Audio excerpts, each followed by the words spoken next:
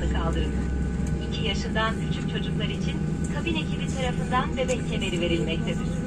Kabinde basınç kaybı olursa başınızın üzerindeki kapaklar açılacak ve oksijen maskeleri ortaya çıkacaktır. Böyle bir durumda en yakın maskeyi kendinize doğru çekin. Ağız ve burnunuzu içine alacak şekilde yüzünüze yerleştirin ve lastiği başınızdan geçirip normal nefes almaya devam edin. Önce kendi maskenizi, sonra çocuğunuzun ve diğerlerinin maskesini takın. Oksijen maskelerinin düşmesi durumunda maskeyi takmadan önce yüz maskesini çıkartmalısınız. Can yeleğiniz koltuğunuzun altındadır. Talimat verilmeden yerlerinden çıkartmayınız. Yeleği başınızdan geçirip kemeri belinize göre ayarlayarak sabitleyiniz. Alt ucunda görülen kırmızı kolu çekince yelek şişecektir. Şişmezse sağ taraftaki lastik tüpe üfleyerek de yeleğinizi şişirebilirsiniz. Yelek üzerindeki ışık dikkat çekmenizi sağlayacaktır. Yeleğinizi uçağa terk ederken şişiriniz. Tahliye gerektiren durumlarda çıkışlara engel oluşturacağı ve süreci uzatacağı için yanınıza el bagajlarınızı ve hiçbir eşyanızı almayın.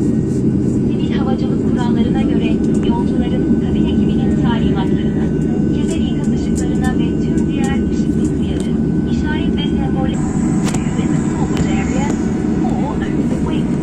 2 at the rear. The emergency lights are located above the emergency exit doors and exit areas and on the border of the overhead bins.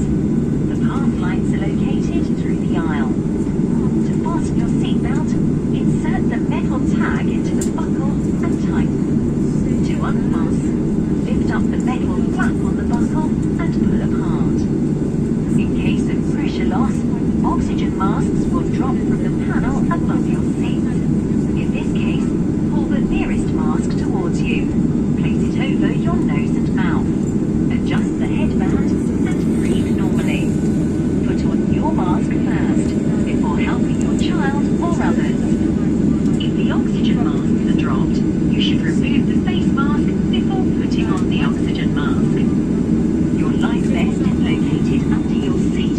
When instructed, remove the vest from the pouch. Slip the vest over your head, bring the belt around your waist, and fix the belt until it is tight.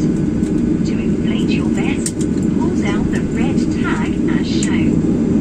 If the vest does not inflate, you may use the mouthpieces for inflation. The light is provided to attract attention. Inflate your vest when you leave the aircraft. Do not remove the vest unless you are instructed. If we do have to evacuate, you must leave all airlines. Wishes you a pleasant flight.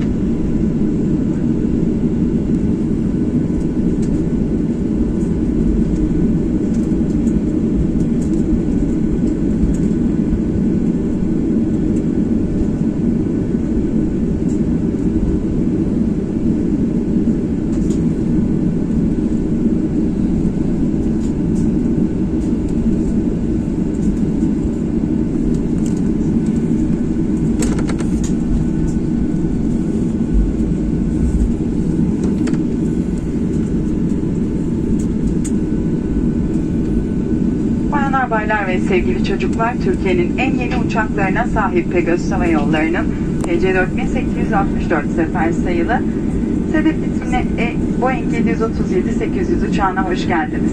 Dalaman Havalimanı için uçuş süremiz 55 dakika olacaktır. Ben kabin amiriniz Büşra ve ekip arkadaşlarım bu uçuşta sizlere yardımcı olmaktan memnuniyet duyarız. İyi uçuşlar dileriz.